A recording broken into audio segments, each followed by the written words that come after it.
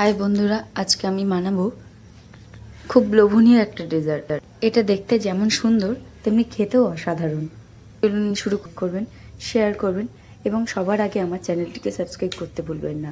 নতুন নতুন ভিডিওর নোটিফিকেশন পেতে পাশে বেল আইকনটি অবশ্যই অন করবেন। ভিডিওটি কেমন লাগলো কমেন্ট বক্সে জানাবেন।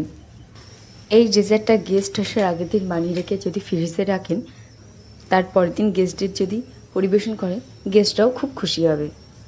তো চলুন দেখে নিই আজকের রেসিপিটি কিভাবে আমরা বানাবো। আমি এখানে একটা পাত্রে দুধ নিয়েছি, এখানে 1 লিটার দুধ নিয়েছি। সেটাকে আমি ফুটতে দিয়েছি কিছুক্ষণ। ফুটিয়ে একটু কমিয়ে নেবো, কারণ দুধটা আমার একটু ঘন দরকার।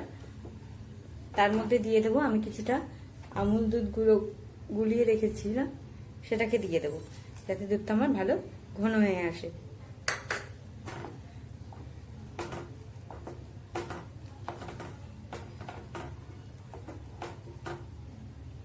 এটা নাড়িয়ে যেতে হবে যাতে এটা তলায় না লেগে যায়। তো এটাকে আমি ভালোভাবে নাড়িয়ে দেবো।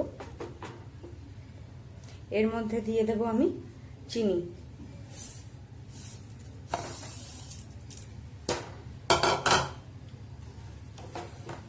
চিনিটাকে আবার গুলতে কিছুক্ষণ আমি সময় দেব। আমার চিনিটা ভালোভাবে গলে গেছে। তো এবার এর থেকে আমি অর্ধেকটা দুধ তুলে নেব। এর থেকে পুরো অর্ধেকটাই নেব আমি। আর সেটা কেন নেব আমি পরে বলবো। অর্ধেকটা দুধ আমি নিয়ে নিয়েছি, দেখো।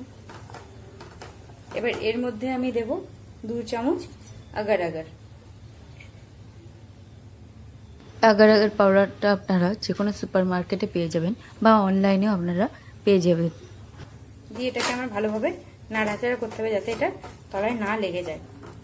এটা অনবরত নাড়িয়ে যেতে হবে যাতে না তলায় লেগে যায়।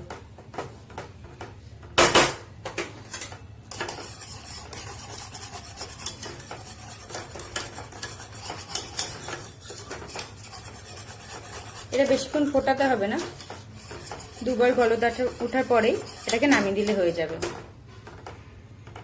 আমি এটাতে দুবার গলদ উঠিয়ে নিয়েছি। এবার এটাকে আমি একটা পাত্রে ঢেলে ঠান্ডা করতে দেব।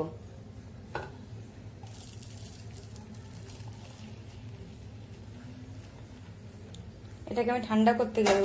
এটা ঠান্ডা হয়ে গেলে জমে যাবে, তো আমি এটা জমার জন্য সেই টাইমটা দেব।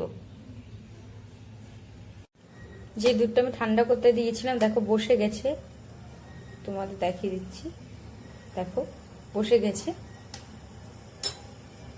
এবার আমি এক্সট্রা যে দুধটা তুলে রেখে দিয়েছিলাম সেটাকে আমি ফুটিয়ে নেব ভালো করে। দেখো আমি ফুটতে দিয়েছি। এটা আমি একটু ফুটে উঠলে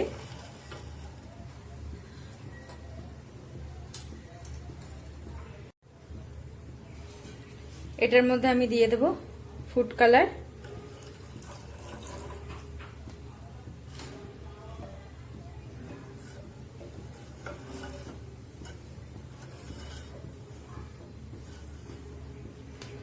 দিয়ে এটাকে আমি ফুটতে দেবো কিছুক্ষণ।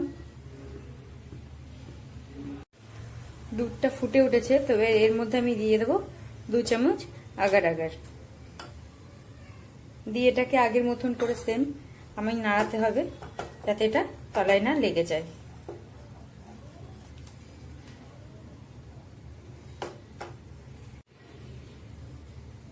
এটাকে আমি একটু ফুটতে দেবো।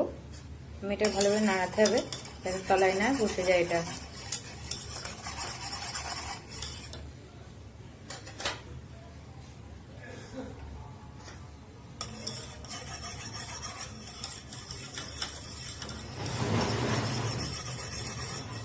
ফুটে উঠেছে। এবার এটাকে আমি বন্ধ করে দেব। এবার এই দুধের মধ্যে আগের থেকে যেটা জমিয়ে রেখেছি তার মধ্যে আমি ঢেলে দেবো। দেখো এটা আমার আস্তে আস্তে উঠছে। তো আমি যখন ঢালবো তখন একটু একটু এরকম উঁচু করে ধরবো যাতে একটু তলায় চলে যায়। আমি এটাতে ঢেলে দিয়েছি। এটাকে আবার আমি ঠান্ডা করতে দেবো কিছুক্ষণের জন্য, যতক্ষণ এটা আমার জমে যাচ্ছে। এই লেয়ারটা আমার জমে গেছে, দেখো। তো এবার এটাকে আমি ফ্রিজের মধ্যে রেখে দেবো 4 থেকে 5 ঘন্টা। আমার এটা পুরো জমে গেছে। তো এবার এটা থেকে তুলে আমি একটা প্লেটে নিয়ে নেব। পুডিংটাকে উল্টে নিচ্ছি, দেখো কত সুন্দর লাগছে দেখতে। এটা কালারটা তোমরা তোমাদের মতো কালার, যে কোনো কালার, ফুড কালার ব্যবহার করতে পারো, করে তোমরা সাজাতে পারো। দেখো এটা কতটা নরম হয়েছে আমি তোমাদের কেটে দেখিয়ে দিচ্ছি। দেখো এটা দেখতে যেমন সুন্দর হয়েছে তেমনি খেতেও অসাধারণ হয়েছে। আশা করি এটা বাচ্চা থেকে বড়রা সবাই এটা খুবই পছন্দ করবে। ভিডিওটি কেমন লাগলে আমাকে অবশ্যই কমেন্ট বক্সে জানাবেন। ভিডিওটি শুরু করার আগে আমার চ্যানেলটিকে সাবস্ক্রাইব করবেন এবং পাশে বেল আইকনটি অবশ্যই অন করবেন নতুন নতুন ভিডিওর সবার আগে নোটিফিকেশন পাওয়ার জন্য। ভিডিওটি ভালো লাগলে একটা লাইক করবেন এবং শেয়ার করবেন। আপনাদের লাইক, শেয়ার এবং সাবস্ক্রাইব আমাকে নতুন নতুন ভিডিও করতে খুব আগ্রহী করে। দেখো কত সুন্দর হয়েছে। পরে আবার দেখা হবে নতুন নতুন কোনো ভিডিও নিয়ে। আজকের জন্য টাটা।